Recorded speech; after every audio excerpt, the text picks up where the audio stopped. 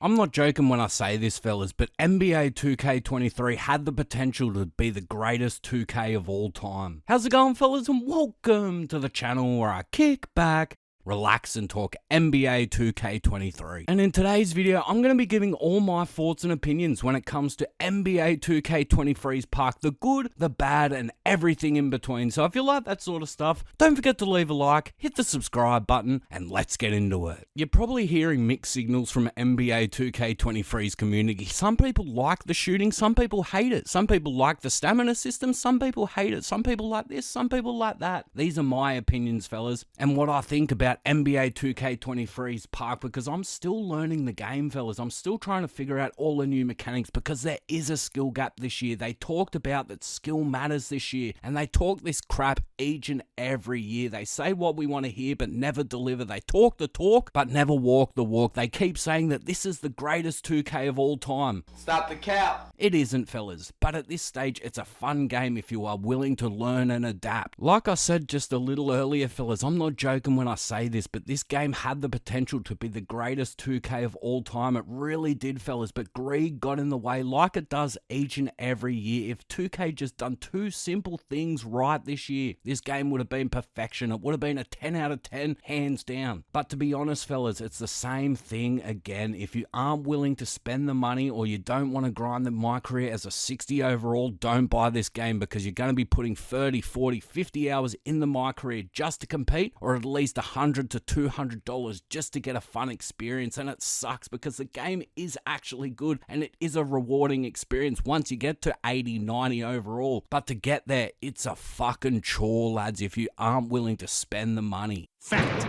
So the first thing I want to talk about is what they should have added in this game, and I talk about it each and every year, and I'm sounding like a broken record, but there are so many builds that I want to try out this year, and being able to change builds would have been great. There are so many builds that are unique and have different play styles that I would love to try, but changing builds is just a cash grab again, fellas. This year, I thought maybe we had a chance of changing builds, but no. Paying for gameplay variety again is just a joke, fellas, and they wonder why players are gone in a week. It's because they're forced to play the same way each and every game, and it gets boring real fast for most players, fellas. Like I said, if you're not willing to put in the my career time and do the grind, or at least fork out some cash, don't buy this game, fellas. Stay well away from this game if you aren't willing to put in the time to grind. And that transitions into our next topic, fellas, starting at an 80 overall, because being a 60 overall is fucking rough, fellas. It really is. It's one of the worst experiences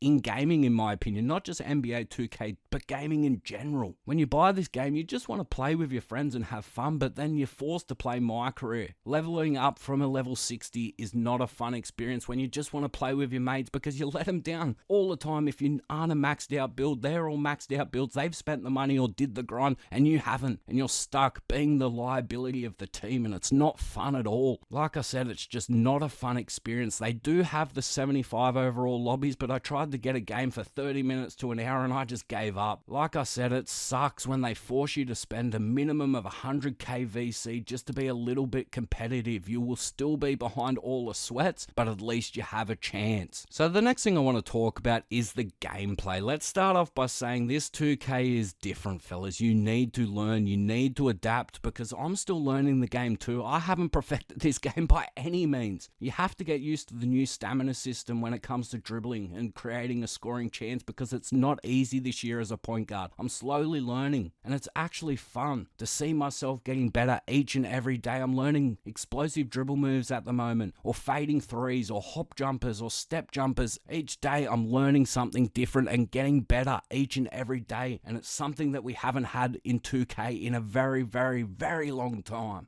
It's about damn time. So the first thing I want to talk about is what I like about the gameplay when it comes to NBA 2K23. The new shooting system is actually good this year, fellas. I must admit that this shooting system isn't for everybody, but I like the fact that only greens go in. It's rewarding to hit green shots. When you get that green come up, you're like, yes, come on lads, let's go. You know what I mean, fellas? It's exciting to get greens again. And the good thing about it is it's easy to be a spot-up shooter with a high enough three-pointer, but it takes takes time to be a shot creator, learning how to shoot while fatigued or learning all the different timings of all the different jump shots. It's something I want to learn this year, and it's easy to learn but hard to master, which is great game design, and I'm surprised that they actually got it right when it comes to shooting this year, which is fucking awesome. Thank you.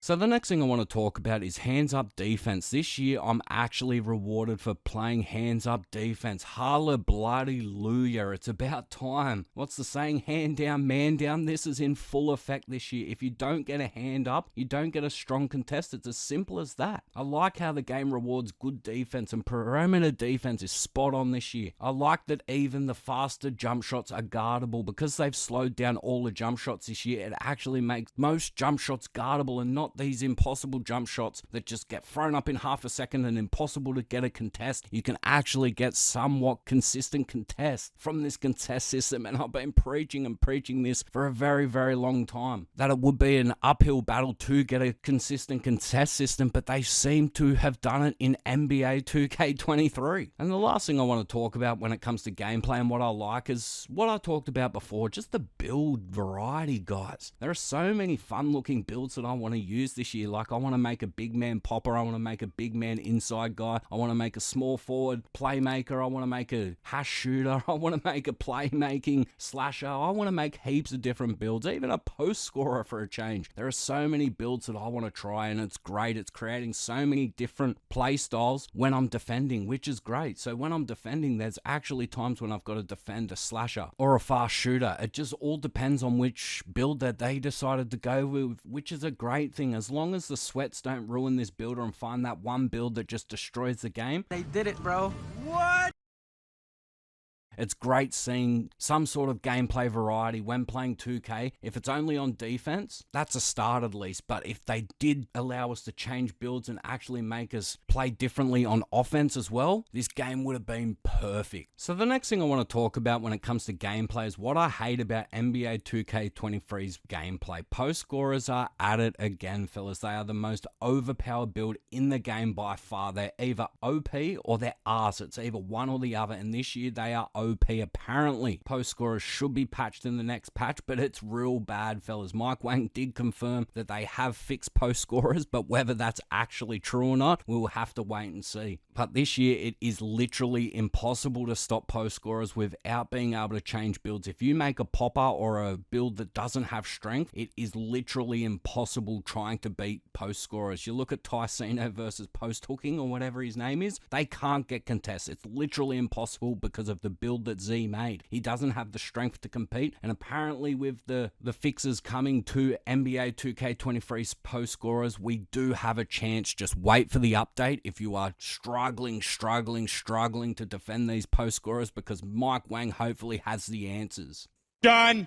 So the next thing I want to talk about is losing stamina off ball when playing offense. I'm not a fan of this. I could be the only one that hates this, but I just don't like how I lose stamina when I'm off ball. It would make shooting a lot easier for off ball shooters, but it just gets annoying as a point guard, especially in the twos, for example. I have to pretty much walk to the player that's inbounding the ball, or I lose 1 or 2 stamina. If I try and create space by cutting to the basket, or instead of walking to the player, I might actually cut to a free, I'm losing stamina bars. Just for half a press of the R2 button, it gets ridiculous at times, and then these lockdown defenders don't lose any stamina at all unless they go for a pass interception, so they've got full stamina just clamping me up. Soon as you lose 1 or 2 stamina, you are absolutely screwed. And if you're losing stamina or stamina bars before I even get the ball, I think it's a little bit unfair. And then you throw in the fact that if they foul you, you still don't recover your stamina bars. It's kind of getting a little rough, fellas. It really is, and hopefully it gets buffed just a little. So the last thing I want to talk about when it comes to what I hate about NBA 2K is just passing the ball. Every single build, and I mean every single build, needs at least a 70 or a 80 pass accuracy this year. I would even go higher if you can afford it, but to be honest, fellas,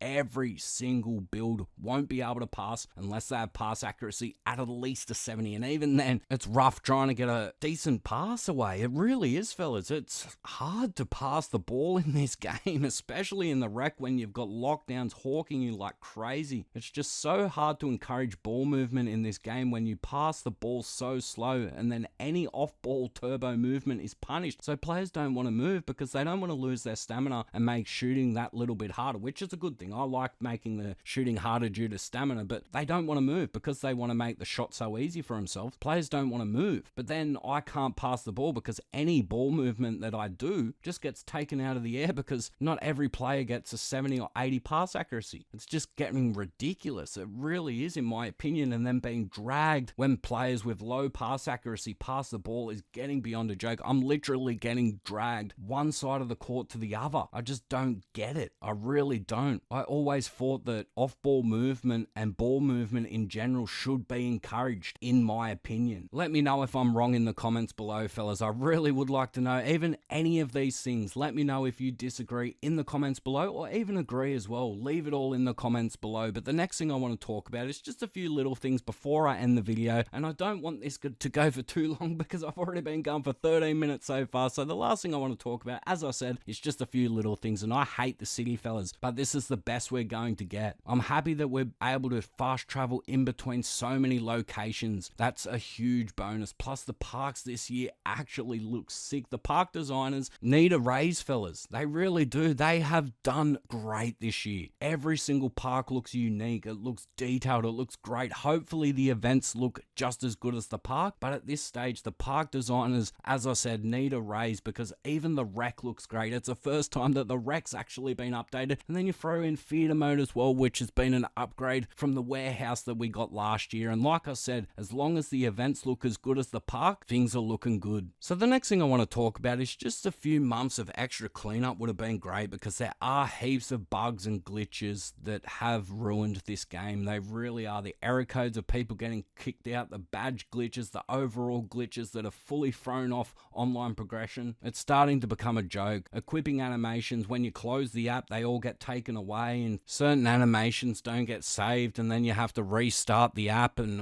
it's just so much hassle. It just gets annoying. Just a couple of extra months of cleanup would have been great. I know it never would have happened because 2K are never going to delay their games, but it just would have been nice. So the last thing I want to talk about before I get into the final thoughts is the rewards. It's hard to judge the rewards yet this year, fellas, but so far so good. You have the Dr. Disrespect stuff, which is great. It's fucking sweet to see. The more stuff like this, the better. I've been saying this for a long time that they should be looking at these types of collabs, and hopefully they get better each and every season. But what I'm seeing so far is positive, fellas. As I said, as long as the rewards keep getting better each and every season, that will only be a positive, and it'll keep the momentum going. And when you do release these good rewards in a few seasons time, people will actually be there to see it. So the last thing I want to talk about is just a few final thoughts, and I said it at the start of NBA 2K21 that NBA 2K Next Gen was 18 months away. Now we are here. We're starting to see a solid foundation for a good game. I see a lot of positive signs, fellas, and I mean a lot. There are some negative signs because this is far from a perfect game by any means, but I'm telling you guys, there's something special here. And like I said earlier, if they allow us to change builds and start at an 80 overall, this game would be fucking perfect. It really would, fellas, but it is hard to say the way the game is now that it will last 12 months. But at this stage, I'm having a fun ride, fellas, and if that fun ride only lasts a month or two, so be it. But anyway, guys, I've talked and raved long enough. If you do like these rant, raves, whatever you want to call them, don't forget to leave a like, hit the subscribe button, and comment down below all your thoughts and opinions about NBA 2K23's park, lads. Every little thing, comment it down below. I'm willing to read every comment. I want to see every comment. I want to see people's opinions. Leave them all in the comments below, good, bad, and everything in between. But anyway, guys, as I said, I've talked and raved long enough. This video's gone for a very long time, and if anyone's still here, I really do appreciate it. But anyway, guys, I've talked and raved long enough. I'll catch yous later. I'm out.